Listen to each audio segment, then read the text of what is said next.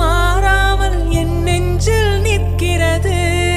அங்கு பட்டு சேலைகளும் நகை நட்டு பாத்திரமும் உன்னை கேட்டேனே சண்டை போட்டேனே அது கண்ணில் நிற்கிறது. ஜாதி மல்லிப்பூவே தங்க வெண்ணிலாவே ஆசை தீரவே பேசலாம் முதல் நாள் இரவு.